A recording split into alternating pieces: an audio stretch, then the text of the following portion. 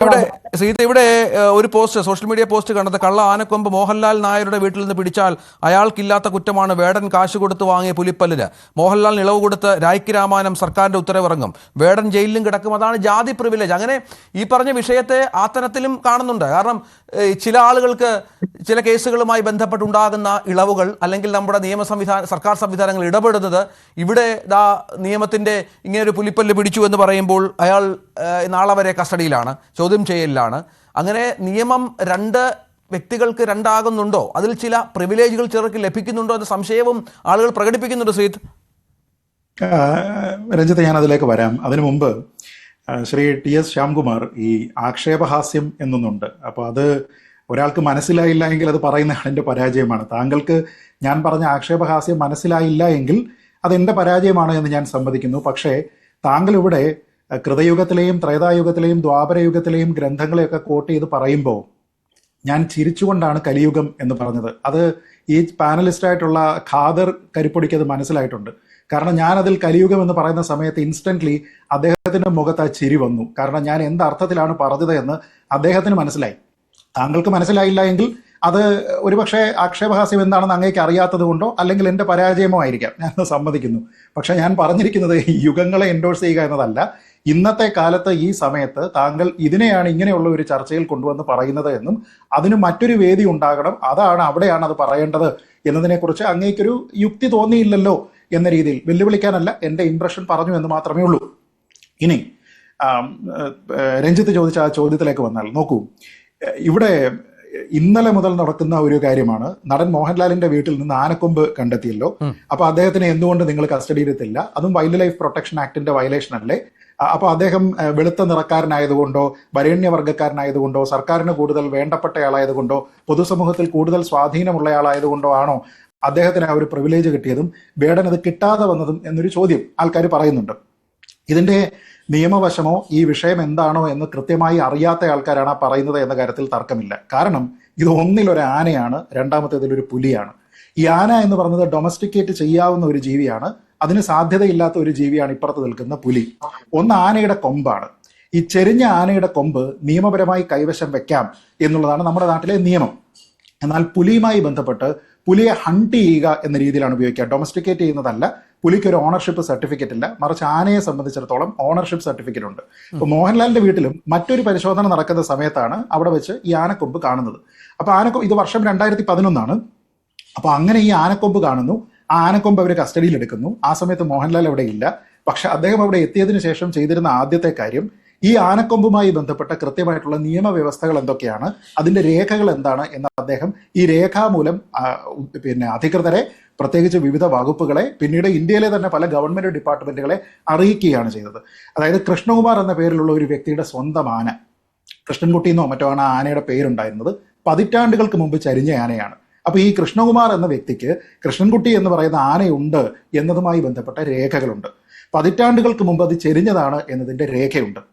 ഉടമസ്ഥൻ ഇദ്ദേഹം തന്നെ ആയതുകൊണ്ട് ഈ കൊമ്പിന്റെ ഉടമസ്ഥാവകാശം അദ്ദേഹത്തിന് തന്നെയാണ് എന്നതിന്റെ രേഖയുണ്ട്. ഈ രേഖകളെല്ലാം കൂടെ വെച്ചുകൊണ്ട് ഈ ഉടമസ്ഥൻ എന്താ ചെയ്തത്, ഈ കൃഷ്ണകുമാർ എന്താ ചെയ്തത്, മോഹൻലാലിന് അതൊരു ഗിഫ്റ്റ് പോലെ കൊടുത്തതാണ്. അപ്പൊ ഇത് കൈവശം സൂക്ഷിക്കാനുള്ള അവകാശം കൃഷ്ണകുമാറിനുണ്ട് എന്നതുമായി ബന്ധപ്പെട്ടുള്ള രേഖകളെല്ലാം തന്നെ മോഹൻലാൽ ഹാജരാക്കുന്നു. അത് കിട്ടിയതിന് ശേഷം ഈ അധികൃതർ എന്താ ചെയ്തതെന്നറിയില്ലേ?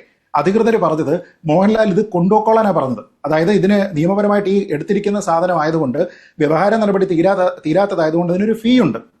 അത് അടച്ചതിന് ശേഷം ഈ ആനക്കൊമ്പ് കൊണ്ടുപോകാൻ പറഞ്ഞു, അല്ലാതെ അവരത് പിടിച്ചവരുടെ കയ്യിൽ വെച്ചിരിക്കുകയല്ല. അപ്പൊ അത് അങ്ങനെ അവർക്ക് തിരിച്ചു നൽകി. പിന്നീട് ഈ കൈവശാവകാശം അദ്ദേഹം സ്ഥാപിച്ചെടുക്കുന്നത് 2016. അതായത് ഈ കൃഷ്ണകുമാർ എന്ന് പറയുന്ന വ്യക്തി അദ്ദേഹം സ്വന്തം ഇഷ്ടപ്രകാരം പണം വാങ്ങിയിട്ടല്ലാതെ മോഹൻലാലിന് ഇത് സമ്മാനമായി നൽകുകയാണ് എന്നതുമായി ബന്ധപ്പെട്ട ആ ലീഗൽ പ്രൊസീജിയർ അദ്ദേഹം കംപ്ലീറ്റ് ചെയ്തു. അങ്ങനെ ഇതിന്റെ കൈവശാവകാശം 2016 നിയമപരമായിട്ട് മോഹൻലാലിന് വന്നു.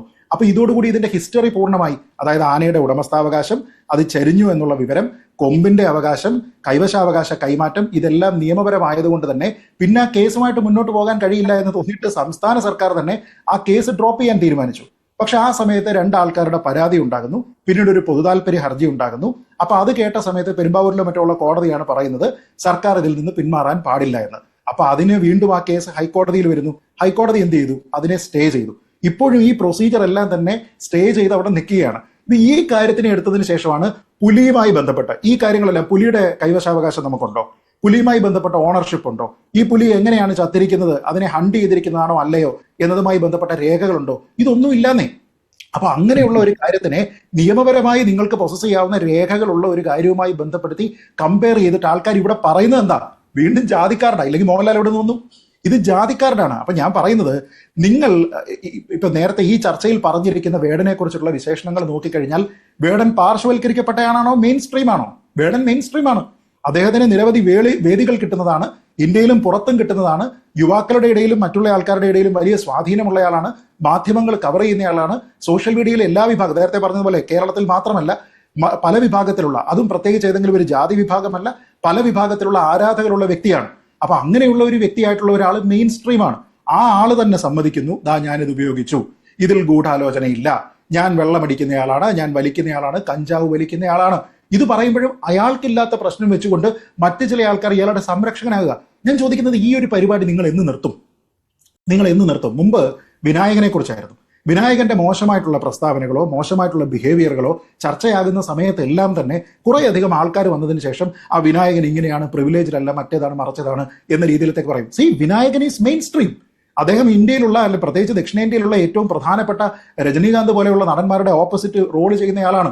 അത്രത്തോളം സ്വീകാര്യതയുള്ള ആളാണ്, ഇൻഡസ്ട്രികളിലെല്ലാം തന്നെ സ്വീകാര്യതയുള്ള ആളാണ്. അപ്പൊ അങ്ങനെയുള്ള ഒരു വ്യക്തി പറഞ്ഞിരിക്കുന്ന സ്റ്റേറ്റ്മെന്റുകളെ, അതിന്റെ മോശമായിട്ടുള്ള കാര്യങ്ങളെ ന്യായീകരിക്കാൻ വരുന്ന ആൾക്കാർ ഈ പരിപാടി നിർത്തിയത് എവിടെയാണെന്നറിയോ?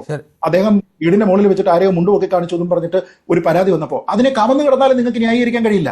ആ ഒരു ഘട്ടത്തിൽ മാത്രം ആൾക്കാർ പിന്നോട്ട് പോയി. ഞാൻ പറയുന്നത്, നിങ്ങൾ പറയുന്നത് എന്താ? ഇങ്ങനെയാണ് നമ്മുടെ നാട്ടിലെ ദളിതരായിട്ടുള്ള ആൾക്കാർ എന്നൊരു അഭിപ്രായം നിങ്ങൾക്കുണ്ടോ? അങ്ങനെ ഉണ്ടാകുന്നെങ്കിൽ നിങ്ങൾ ദളിത് വിഭാഗത്തിനെ അപമാനിക്കുകയാണ്. ഞാൻ പറയുന്നത്, മറ്റെല്ലാ ആൾക്കാരെയും പോലെ ചിന്തിക്കാൻ കഴിവുള്ള, മറ്റെല്ലാ ആൾക്കാരെയും പോലെ സംസാരിക്കാൻ കഴിവുള്ള, അതിനുള്ള സോഷ്യൽ സെൻസ് ഉള്ള, ഉന്നതമായ ബുദ്ധിയും മേധയുമുള്ള ആൾക്കാർ തന്നെയാണ് വിഭാഗത്തിലുള്ളത്. അതല്ലാതെ ഒരു പ്രശ്നം ഉണ്ടാകുന്ന സമയത്ത് വിക്ടിം കാർഡ്, ജാതി കാർഡ്, നിങ്ങൾ എന്തിനാ ഇങ്ങനെ പറയുന്നത്? ഇങ്ങനെ പറഞ്ഞുകൊണ്ട് നിങ്ങൾ എന്ത് ഉദ്ദേശമാണ് നേടാൻ പോകുന്നത്? ഞാൻ ഒരൊറ്റ ചോദ്യം ചോദിച്ച് അവസാനിപ്പിക്കാം. ഈ പ്രൊസീജിയർ വേടൻ നേരിട്ടിരിക്കുന്ന വിവേചനം എന്താണ്?